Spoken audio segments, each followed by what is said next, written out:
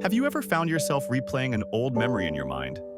Maybe something that happened years ago, but it still stirs up feelings of hurt or frustration? Or perhaps there's someone in your life, maybe a sibling, a friend, or even a neighbor, who said or did something that left a mark on you. If you've ever felt weighed down by these kinds of thoughts, you're not alone.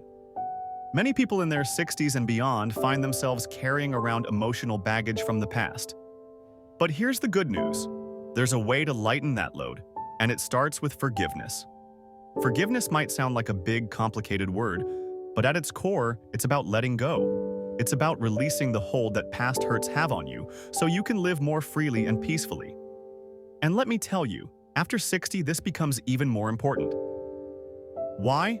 Because this is the time in life when we want to focus on what truly matters: our happiness, our health, and the relationships that bring us joy. Holding on to grudges only takes away from all of that. In fact, studies show that unresolved anger or resentment can affect both your emotional well-being and even your physical health. So today, I want to share with you 5 simple steps to start letting go of those grudges and finding emotional peace. These steps are practical, easy to follow, and most importantly, they work. Let's dive in. The first step to forgiveness is recognizing why it's worth it. You might be thinking, why should I forgive them? They were the ones who hurt me. And you're absolutely right. It's not fair. No one deserves to be hurt, dismissed, or betrayed. But here's the thing. Forgiveness isn't about excusing bad behavior or pretending it didn't happen. It's about freeing yourself from the grip of that pain. Think of it this way.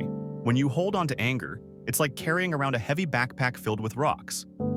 The person who caused the hurt might not even notice or care, but you're the one feeling the weight every single day. Forgiveness allows you to set that backpack down and walk forward unburdened. It's a gift you give to yourself. Let me share a quick story with you. A few years ago, I met a woman named Margaret. She was in her late 60s and had been estranged from her sister for over 2 decades. Their falling out started over something small, a disagreement about family finances, but it escalated into years of silence. Margaret told me she couldn't remember the last time she'd felt truly happy. Every holiday season, every family gathering, she'd feel this ache in her chest, wondering if things could ever be different. One day, she decided enough was enough. She reached out to her sister, not to argue or rehash the past, but simply to say, "I miss you."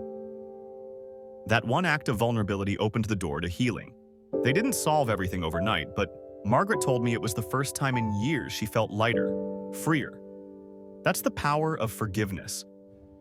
Now, let's talk about the second step, acknowledging your feelings without judgment. This is where many people get stuck. They think, if I admit I'm still upset, does that mean I'm holding a grudge? Not at all. It's completely normal to feel hurt, angry, or disappointed, especially if someone close to you caused the pain. The key is to allow yourself to feel those emotions without labeling them as good or bad. For example, if you're still upset about something a friend said 10 years ago, don't beat yourself up for holding on to those feelings. Instead, try saying to yourself, "It's okay that I'm still processing this. My feelings are valid." Giving yourself permission to acknowledge your emotions is the first step toward releasing them. One tool that can help with this is journaling. Writing down your thoughts can be incredibly therapeutic. You don't need to be a great writer, just grab a notebook and jot down whatever comes to mind.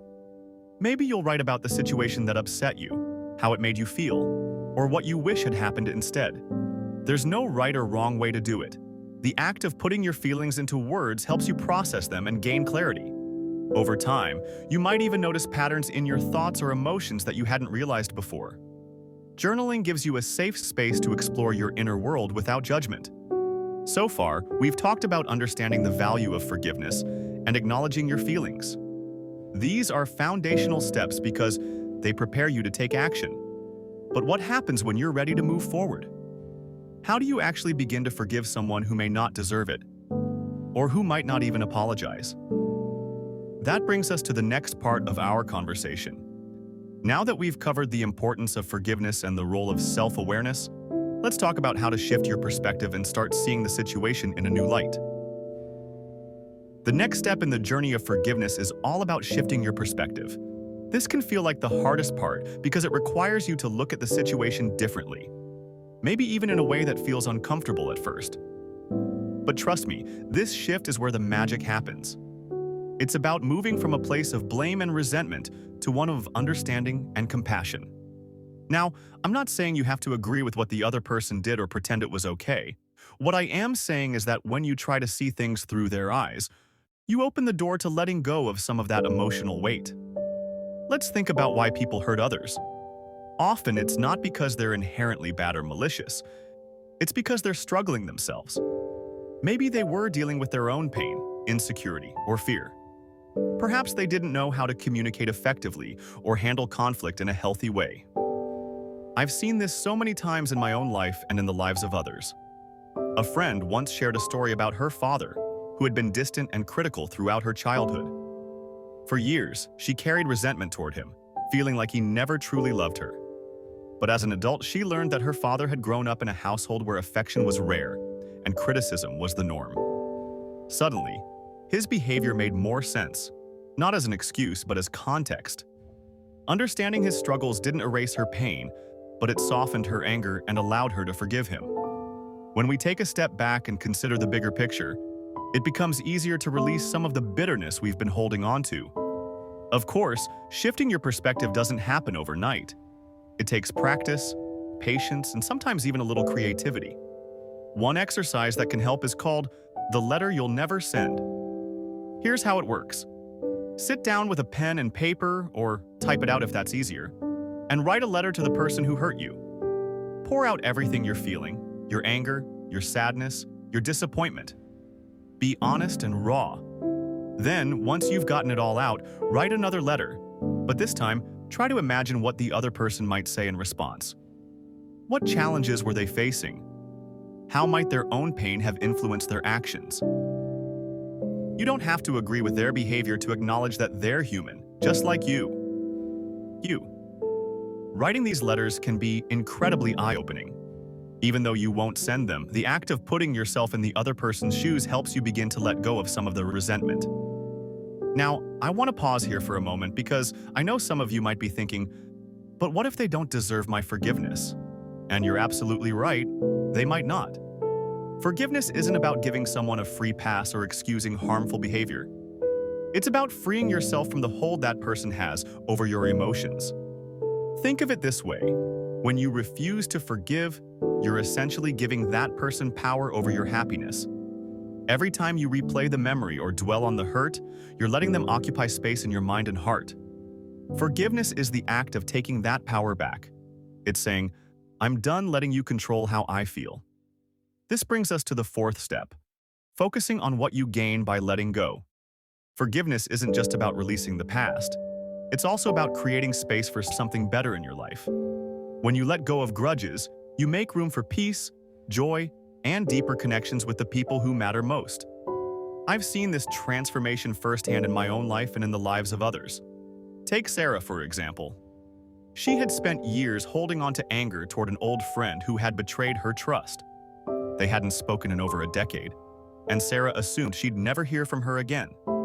But one day she decided to reach out, not to confront, but simply to express that she missed having her friend in her life. To her surprise, her friend responded warmly, and they were able to reconnect. Their friendship wasn't exactly the same as it had been before, but it was stronger in some ways because they both brought a new level of honesty and vulnerability to it. By choosing to forgive, Sarah not only healed an old wound but also rekindled a meaningful relationship. That's the kind of gift forgiveness can bring into your life. Of course, forgiveness doesn't always lead to reconciliation. Sometimes the other person isn't willing or able to repair the relationship, and that's okay. The beauty of forgiveness is that it's not dependent on anyone else. It's a choice you make for yourself, regardless of what the other person does or doesn't do. And while it might feel scary or vulnerable at first, it's also incredibly empowering. Every time you choose to forgive, you're affirming that your peace and happiness are worth more than any grudge or grievance. As we move forward, there's one final step I want to share with you. A step that ties everything together and helps you solidify this newfound sense of freedom. It's about cultivating gratitude and focusing on the present moment. After all, forgiveness isn't just about letting go of the past. It's also about embracing the beauty of today and the possibilities of tomorrow. Let's talk about how you can do that next. The final step in this journey of forgiveness is one that can truly transform your life: cultivating gratitude and embracing the present moment. This might sound simple, but it's incredibly powerful. When you focus on what you're grateful for, it shifts your energy away from the pain of the past and toward the blessings of today. Gratitude doesn't erase the hurt, but it helps you see that life is so much bigger than any one moment of disappointment or betrayal. It reminds you that there's still beauty, joy, and love to be found, even after heartache. Let me share a story that illustrates this beautifully. A few years ago, I met a man named Harold who was in his early 70s. He had gone through a bitter divorce in his 50s, and for over a decade, he carried around a deep sense of resentment toward his ex-wife. He felt like she had taken everything from him: his home, his sense of stability, and even some of their mutual friends. But one day, something shifted. Harold started keeping a small journal where he wrote down 3 things he was grateful for every evening before bed. At first, it was hard. Some days, all he could think of was, "I'm grateful for coffee," or "I'm grateful for my dog." But over time, he began noticing more meaningful things: the kindness of a neighbor, the laughter of his grandchildren during a visit, the way the sunlight streamed through his window in the morning. Slowly but surely, those moments of gratitude began to outweigh the bitterness he'd been carrying. He told me that focusing on the good in his life didn't make the past disappear, but it made it feel smaller, less significant. By choosing gratitude, Harold gave himself permission to live fully in the present instead of being stuck in the pain of yesterday. Now, I know what some of you might be thinking, but how do I find things to be grateful for when I'm still hurting? That's a valid question, and here's the answer. It's not about ignoring your pain or pretending everything is perfect. It's about finding balance. Even in the midst of hardship, there are always small gifts if you look for them. Maybe it's the warmth of the sun on your face, the comfort of a favorite book, or the sound of birds chirping outside your window. These little moments may seem insignificant, but they add up. They remind you that life is still worth living, that there's still goodness to be found. And when you train yourself to notice these moments, it becomes easier to let go of the heavy emotions weighing you down. Another way to cultivate gratitude is by expressing it to others.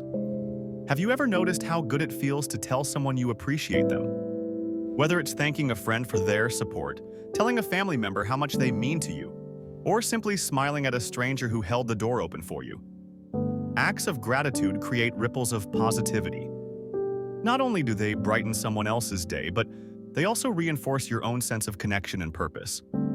After all, relationships are one of the greatest sources of joy in life, and nurturing those connections is a key part of emotional peace. As you practice gratitude, you'll likely find that it naturally leads you to focus more on the present moment. So much of our suffering comes from dwelling on the past or worrying about the future.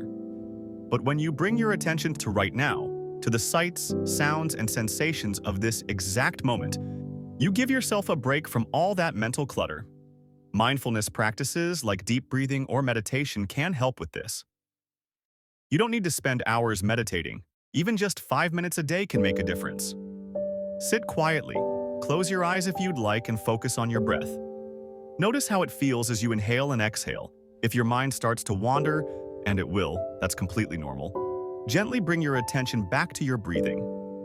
Over time, this practice helps you become more grounded and centered, which makes it easier to release old grudges and embrace the here and now. By now, we've covered all 5 steps to letting go of grudges and finding emotional peace. Recognizing why forgiveness is worth it, acknowledging your feelings without judgment, shifting your perspective, focusing on what you gain by letting go, and cultivating gratitude while embracing the present moment. Each of these steps builds on the last, creating a path toward healing and freedom. Remember, forgiveness isn't a one-time event. It's a process. Some days will feel easier than others, and that's okay. The important thing is to keep moving forward, one small step at a time. Before we wrap up, I want to leave you with this thought. Forgiveness isn't just about releasing others, it's about reclaiming yourself. It's about saying, I deserve to live a life filled with peace, joy, and love. And you do.